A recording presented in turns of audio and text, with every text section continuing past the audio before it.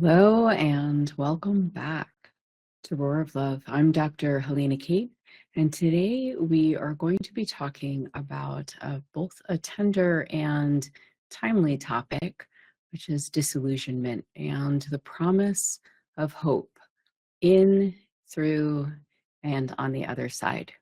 So this episode is for you if you're feeling unsettled, if you feel betrayed by people or systems that you trusted, or you might be feeling confused about the state of the world, or if you sense a kind of spiritual fatigue in watching the things you once believed in falling apart. So disillusionment can feel like a devastation, or it can mark a moment where real sight begins, where we're able to dig down even deeper, connect to a greater resource of hope and resilience and goodness. And so in a time where we have so many things happening in and around us, and we're bombarded by things that are breaking down our beliefs and in some of our hopes, some of our ideals. This is an episode about how to navigate those challenges. And it's a little bit in that direction because we need so much work and attention to this area. So we're going to explore a little bit about why disillusionment is happening so profoundly right now.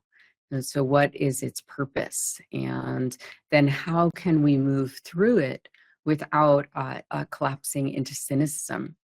So how can we emerge from this time with a hope that is grounded, spiritual, and real? Or how can we navigate these times with a hope that is grounded, spiritual, and real?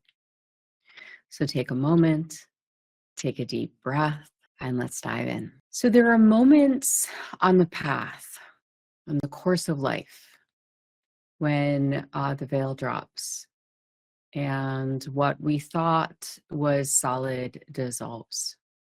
So this is where our version of reality, whatever it is that we were holding on to, simply can't continue. And sometimes we think that we've put this down. And we think, oh, yeah, I'm not really, I never really believed in, the government was good, so what do I have to lose here anymore? But still, we find that when things happen, there is actually something that we're letting go of. There's a belief or a hope or a desire or a dream or an ideal that's being let go of. So when this happens, very often we think, this shouldn't be happening. Right? This means that something's wrong, and we start to fight against it. We feel wronged. We feel victimized by life or by circumstances. But very often it isn't actually a loss of truth, right? It's a loss of what wasn't true. That's one piece. Where sometimes it is actually it's almost like a switching. It's like a changing of direction, where we kind of thought things should be constructed in one way, but they actually wasn't based on something a deeper and more fully true. So this falling away is what is of not aligned, not real, no longer meant to guide us. Right? We're not supposed to buy into it. It's done. Sometimes when it's crumbling, it's really like it's done, it's done, it's done. It's done its time. And so what's revealed, if we're willing to stay present, is a golden thread, this steadfastness of what is good, what is true, what endures. And what is there even when our illusions fall. So I want to weave in this thread, this through line, this potential, and this hope that exists for us, in any situation, even in the darkest and most difficult situation. And so when we look at these things, when we look at this disillusionment in our life, And I want to first clarify a few things about it. So the first is the difference between illusion and naive hope, right? So I mean, naive hope and illusion are, illusion is our belief in something that isn't true, and naive hope is our sort of like our promoting of something, or our desire to keep some kind of a hope alive that isn't based in the depths of reality. And so our illusions can be, they can be a naive hope. The illusion can be a way that we think that everything is wrong, that isn't actually true. A way that things should have worked, that isn't true. An illusion can also be a belief in something that we thought was one way, but it was actually another. So there are various different ways, like that's one of the things that I think is important at the beginning of all of this, is to take a look at the fact that illusions show up in various different ways. There's various different forms of illusions that we can buy into. And so when we start looking at how do we get past some of these illusions, then we might apply our tools a little bit differently based on the type of illusion that is there. And the naive hope it's based off of a wishful desire, a wishful hope for something. No matter where, another thing that I'd like to bring up here right at the beginning is that no matter what happens in our life, we are always going to have periods of deconstruction. We're always going to have periods where things fall away, where what was true for a time is no longer true, because there's growth, there's expansion, there's change that's happening. So this isn't actually something that we're trying entirely to get rid of. And so we're going to work with it. Just like if you listen to my episode on grief, I talk about how to work with that. We can work with disillusionment to bring the most out of it. I don't necessarily have to say something has gone wrong because disillusionment is present.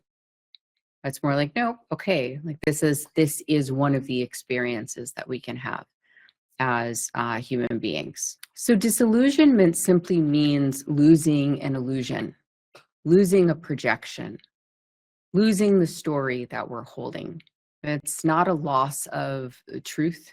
It's a loss of what was not fully true.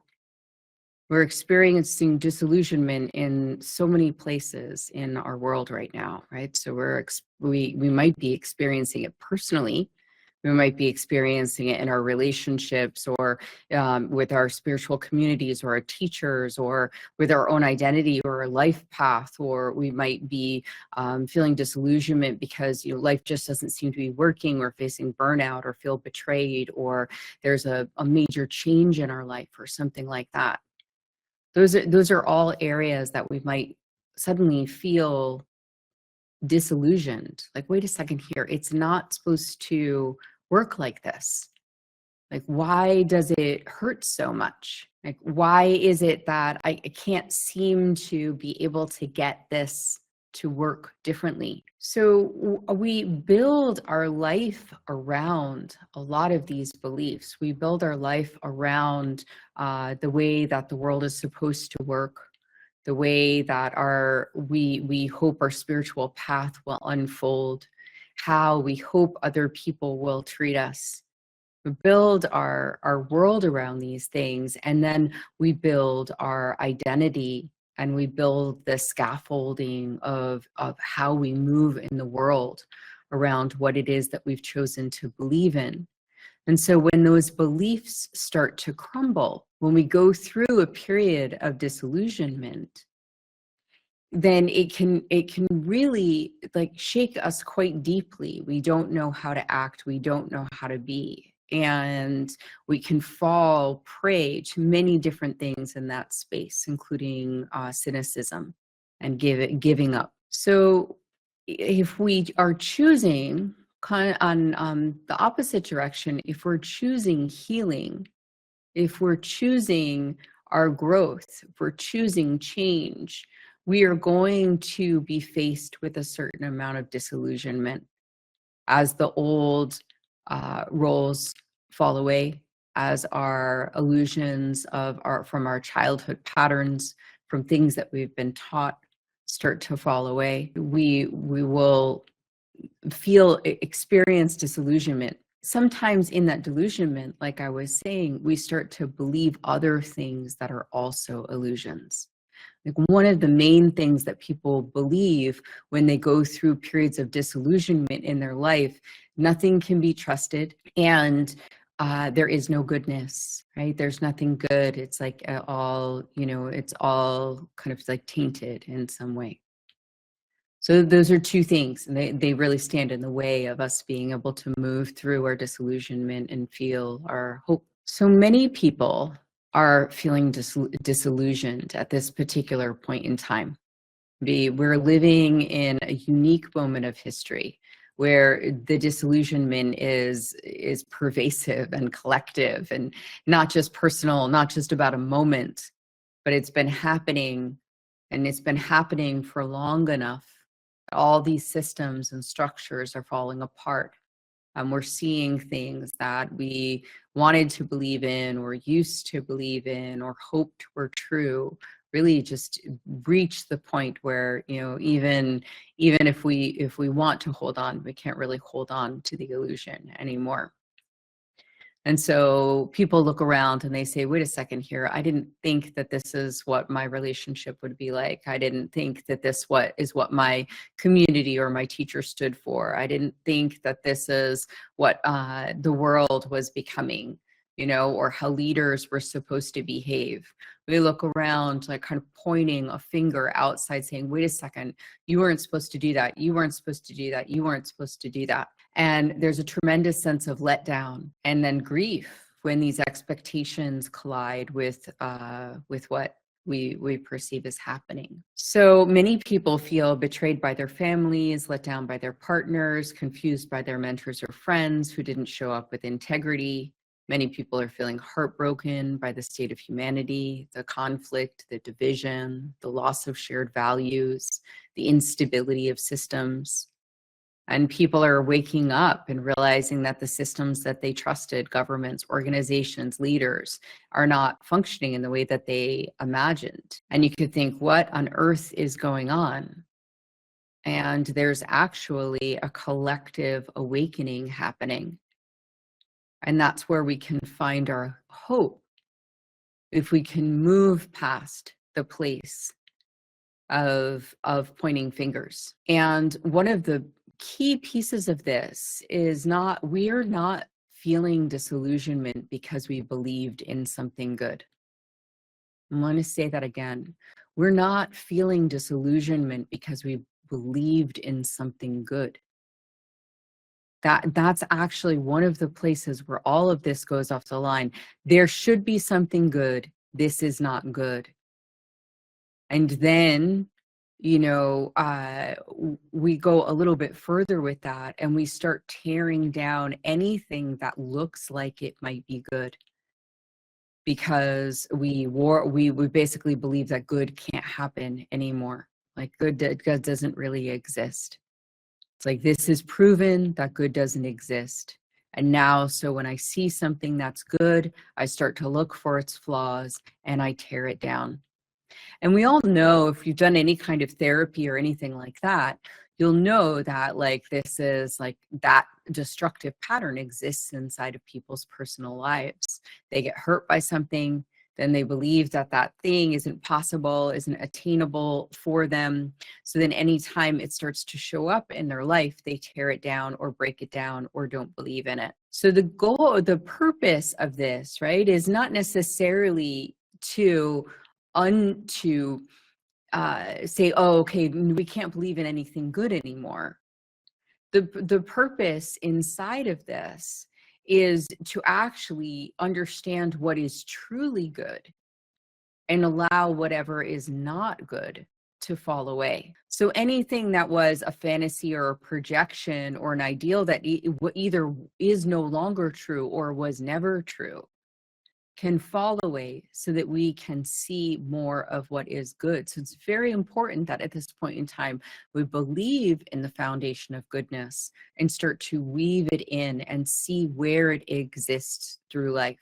So we actually need to double down in the efforts to see where we can find what is good at the heart of the different things that are moving in the world, instead of tearing them apart. So it's an evolution. We're in an evolution, and it's uncomfortable, but it is helping us actually get rid of things that have calcified, that are no longer serving us, and to be able to then embrace or connect with what is truly good inside of all of it. But how can we do that if we've lost sight of what goodness is, if we don't actually know what that is anymore? So that's another key inside of this, is that we need to have an understanding of what goodness is in order to start to be able to attend to it and build it into our lives, instead of just tearing everything down around us. What's not good, the illusions are just going to fall away if we pay attention to what's good. It doesn't require finger pointing. It doesn't really require more destruction at this point in time. Attention to what is good, attention to what's being cultivated, will actually speed up the process and provide more levity and grace, and benefit through the process, whether it's an individual one or a collective one. So we want to know that learning, that paying attention to what's good is very, very important. So we get caught, however, in a lot of these problems and a lot of the illusion, right? So we get caught where we've been overexposed. Illusions are created in an instant. We're being bombarded and from every different direction by things that are inauthentic, that are not connected, that are just simply selling us something and don't actually connect us to anything that is good. And we're fighting for things sometimes that don't actually really serve, and we're fighting against things that could potentially serve. There's a lot of chaos, a lot of kind of like energy going in opposite different directions, creating a lot of kind of chaos. So again, we want to learn how to come back to center inside of that and find that thread of goodness and pull it all the way through. So the good part about disillusionment is that it interrupts our autopilot. It forces us to see more clearly. It demands that we're more aligned. It provides a type of purification, stripping away fantasy, removing what isn't built on truth. It humbles us. It makes us very aware of our ego investment. It clarifies our sight, and it has the potential of opening the door to clarity, freedom, higher discernment, with the visibility, the new perspective, the opening to possibility that brings in choice. So we need this period of disillusionment, one could say, whether again we are going through a period of disillusionment in our personal life, or we're talking about the qualities, the characteristics of, or the aspects of disillusionment we're going through as a collective. But we benefit from this disillusionment because it is a purification. And this purification allows us to descend and to find what is really true and what is really good. And again, the key is we know that that's what we're after. We're after that pearl of wisdom. We're after that that diamond of goodness, and that we're not simply just plummeting into nothingness. Can feel like that at times, but there's sacred work that can be done, which is finding that through line, and becoming someone who can weave that into the world. So this delusionment brings us to a fork in the road, essentially, you could say, right? Where one path is cynicism and the other path is to realign with what is good. So sometimes it's helpful to be able to simplify things and to be able to look at it and say, okay, well, in all of this, as all of this is happening, I have a couple choices I can make. I can become cynical. I can say never again. I can blame. I can say, oh, well, I didn't ever believe in that anyway. I can put my armor on. I can say, I'm not going to hope again. I'm not going to trust again. I'm not going to try again. It's not worth it. It's always going to end this way. There's nothing to believe in, right? We have a lot of that in our world. Nobody can be trusted.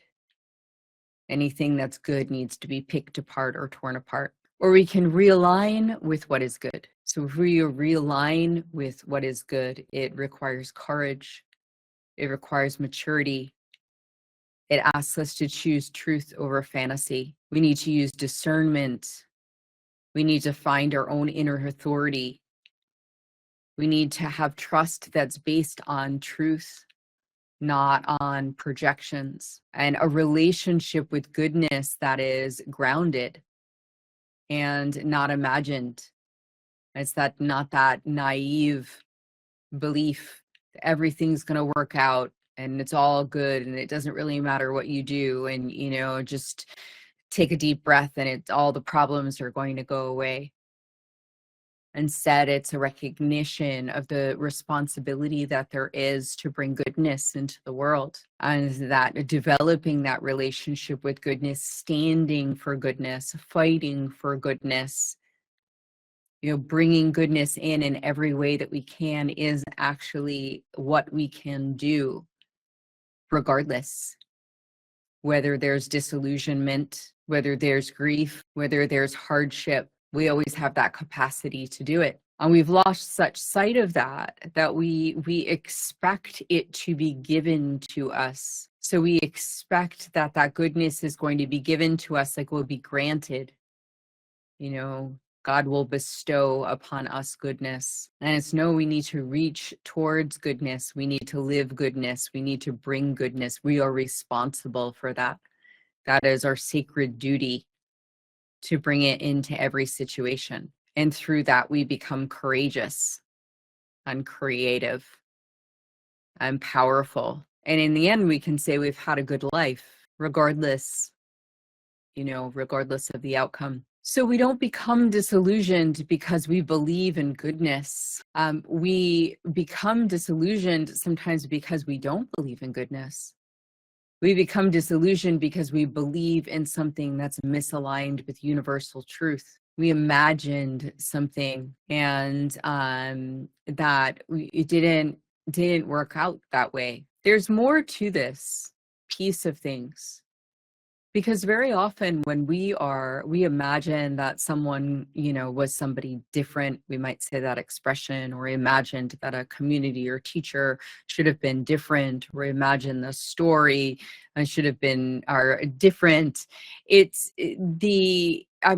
Part of that is the fact that we imagined something that was different than it was. But part of that is our inability to maintain the understanding and sight on the goodness in the situation. So even good people make mistakes. Even a good community is going to have its problems and its hardships. So that we can believe in that goodness and give the opportunity, when is appropriate, the opportunity for people, for groups, for situations to do the right thing, to come back to goodness, We can give ourselves the opportunity to come back to goodness. So we can use that disillusionment to correct our vision, to realign ourselves with what's real, and to remember at the heart of it, we want the goodness to come in. We want to believe in that potential in each and every situation. Allow it its opportunity to show itself. And I'm not saying in a way that is foolish. I'm saying in a way that provides that opportunity, that sees like, yes, people do change. They change for better, they change for worse. But they always have the ability to change for better. And the same is true for humanity and for society and for groups. So we keep trying. We keep trying to bring in that goodness. So oftentimes we kind of get stuck in this because we kind of have an idealized view. It's like the idealized parent we might project onto someone, right? They're always supposed to be perfect. We want life to be comfortable all the time. We've bought into this sort of new age fantasy that like if you just do your work, then life is going to feel comfortable and good. And instead, like we have that piece instead of actually understanding that we need to cultivate character and virtue. We need to develop our ability to be good. And that is its own reward. That there isn't some life out there where it's like a comfy, cozy, all you have to do is, meditate and say these prayers and, it's all good all the time in your life.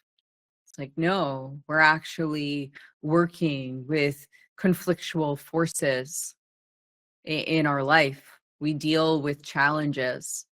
The nature of this life is to also include death. There are challenges and is a part of this. And so instead of looking for that idealized thing in another person or in an institution or even in a country, we start to harness that goodness and the goodness in others and start to work to develop something new.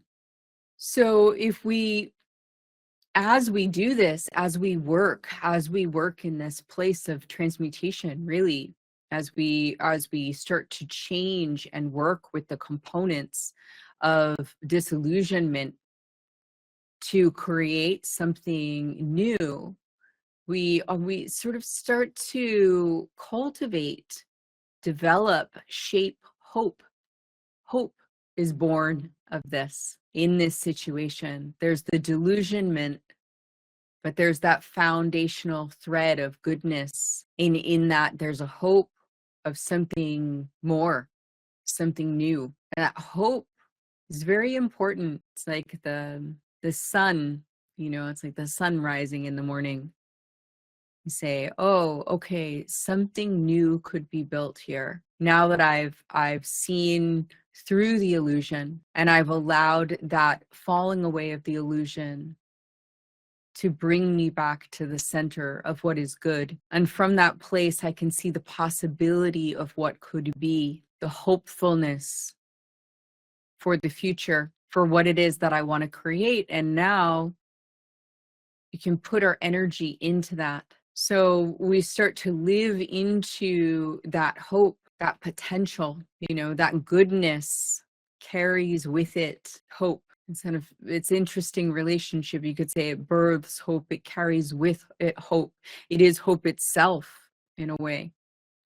But it allows hope to enter into the situation. Because if there is no goodness to be found, then we fall into that other side of cynicism. There's nothing really to do beside, sort of like make ourselves comfortable in our prison or make ourselves comfortable with the torture of the situation. So we find this hope that is grounded in goodness and is real. And we use that to move ourselves forward, to start to create with a renewed inner authority, a deeper relationship with reality, a more stable spiritual center. So it becomes a spiritual force. Hope is the recognition that light continues. It's active. It's sober. It's powerful. It's a choice. Hope allows us to rebuild and recreate something new. One of the key pieces inside of this is that we often don't have the tools that we need in order to be able to navigate through illusion and find goodness and work with it to create something else. And that is one of the things that many people are struggling with at this time, is that they actually don't know how to get outside of the disillusionment and the cynicism and to actually feel and connect with that goodness they can't see anymore. They've bought into a lot of falsehoods in the world, and those falsehoods just act like mirrors, like reflective mirrors, and make it very hard to see which way to go or what is actually true. And so we need tools that are going to help us be able to find our way through this time of disillusionment. And these tools, it can't just be something that gets like created in a moment.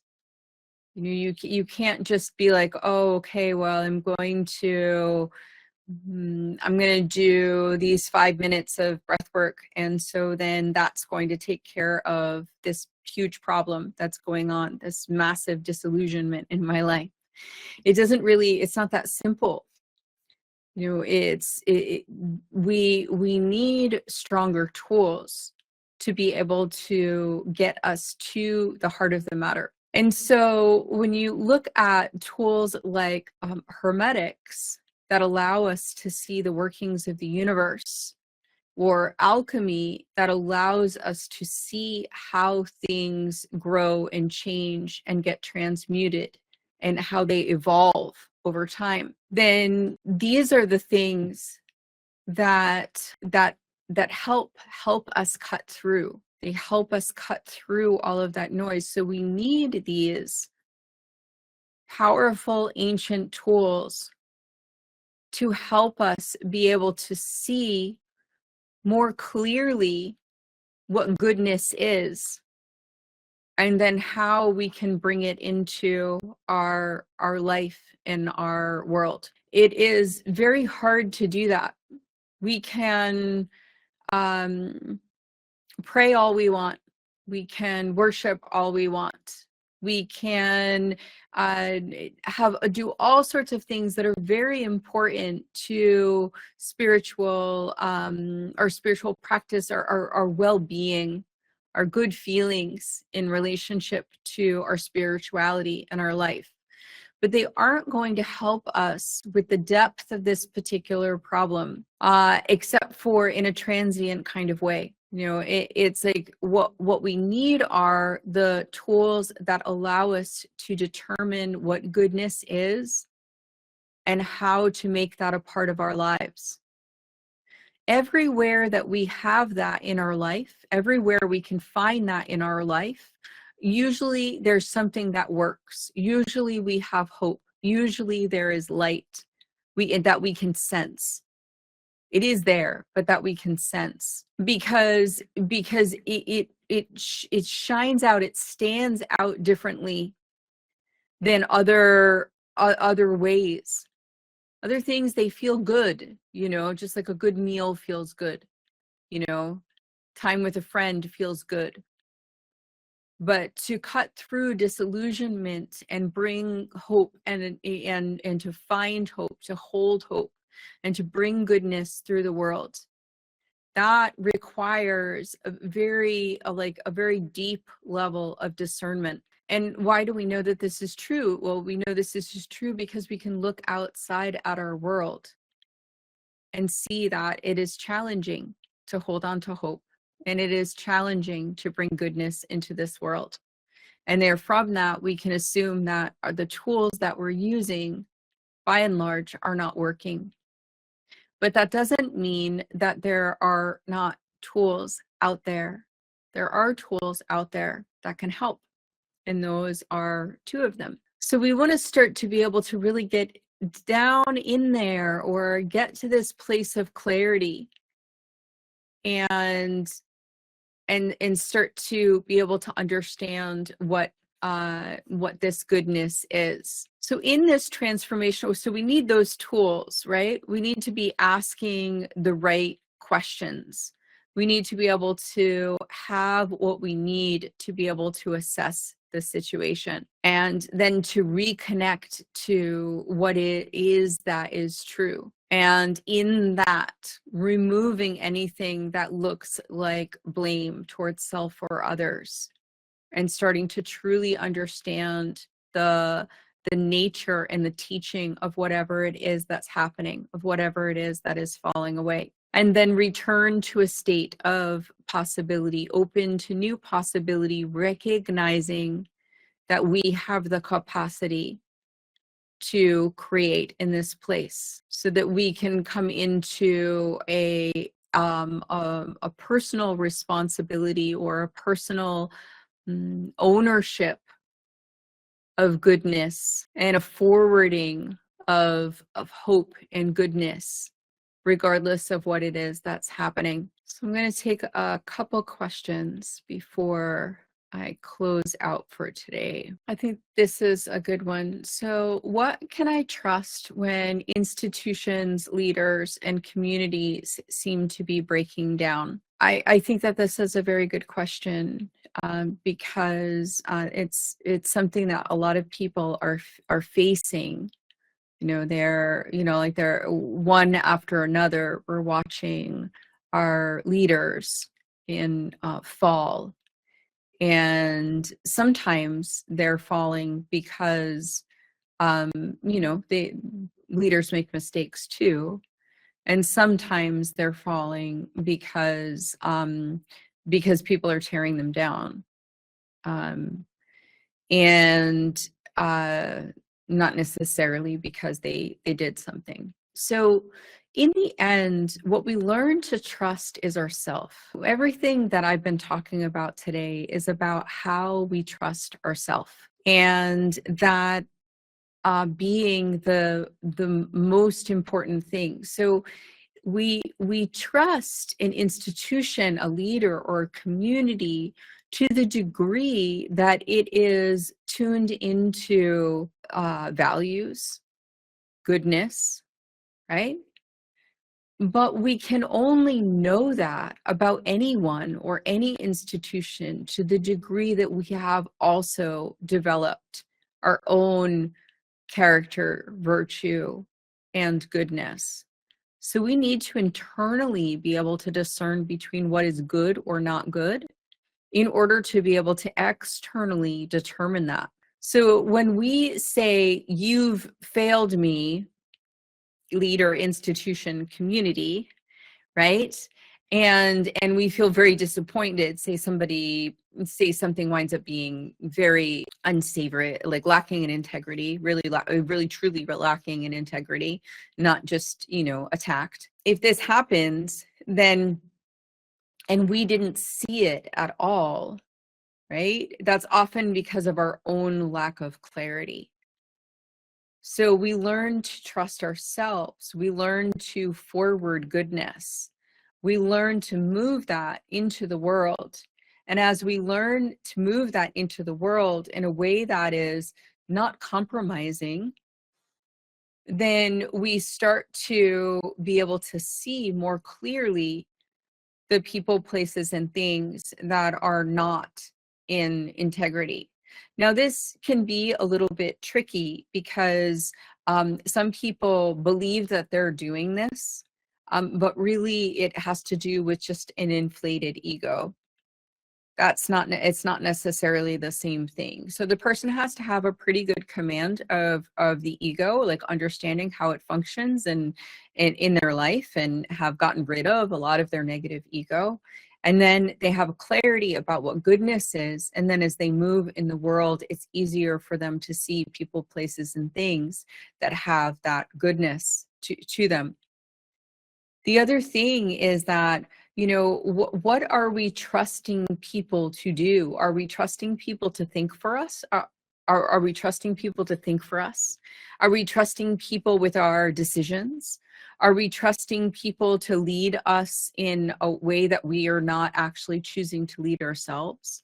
So if we've given up our power to something and we're expecting them to do a better job at our life or an aspect of our life than we are, then like when we get let down by them, one of the things that we could say is like, hey, I wasn't able to do this on my own, so you weren't able to do it, but I actually wasn't able to do it either, right?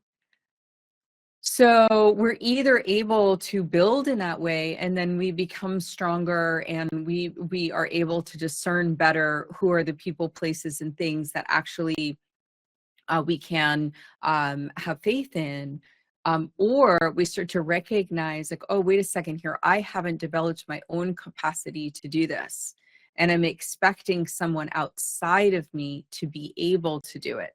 Why am I assuming they can do it when I can't do it?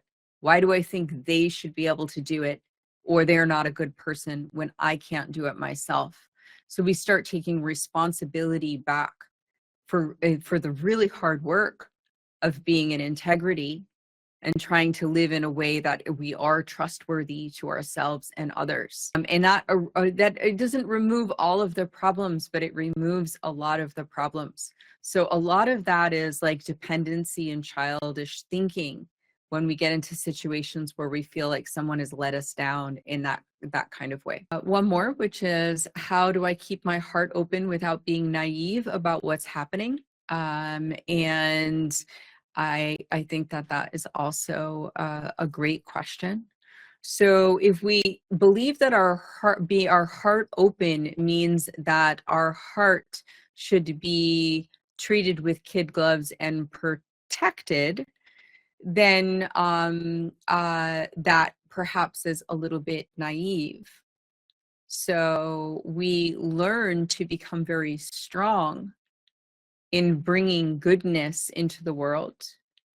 And we learn to be very strong in protecting ourselves from being unnecessarily hurt. And we recognize that that doesn't secure our passage, but we do it because we believe in that goodness. We do it because we have hope in what it is that might be created. And sometimes we'll be disappointed. Sometimes we'll be hurt by what comes out of things. But the movement, the reason to keep our heart open, right, is like, not even in the simplest ways, is not so it won't be like, it was like, my heart will only be open if it won't be hurt.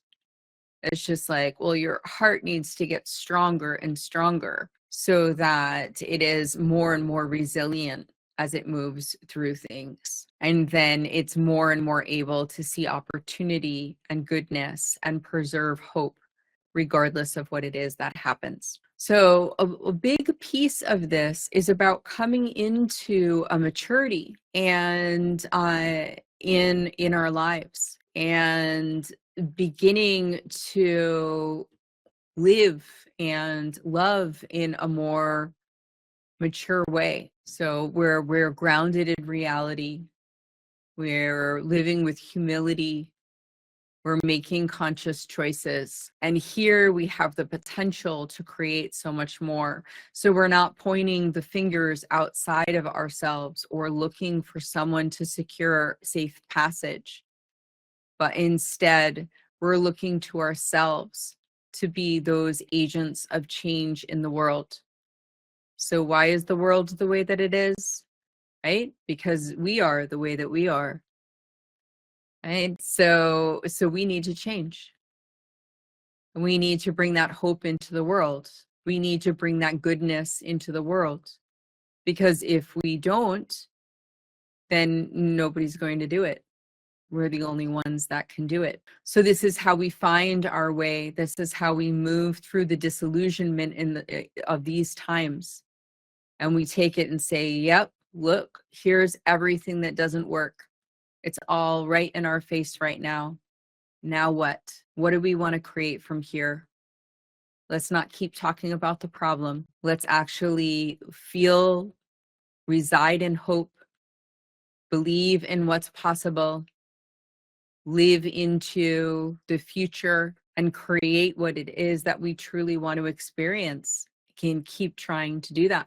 So I want to thank you so much for joining me today and for having this conversation. So allowing this dissolving disillusion process to make room for what is true. And I hope that your hope, I wish that your hope is rooted in reality and strengthened in love and guided by wisdom and your own spirit. And so thank you for being here, and I will see you next time. Thank you for listening to the Roar of Love podcast. If today's episode spoke to you, visit Sacred Lights at sacredlights.com. Guidance on your journey. Until next time, stay open, stay true, and keep answering love's call.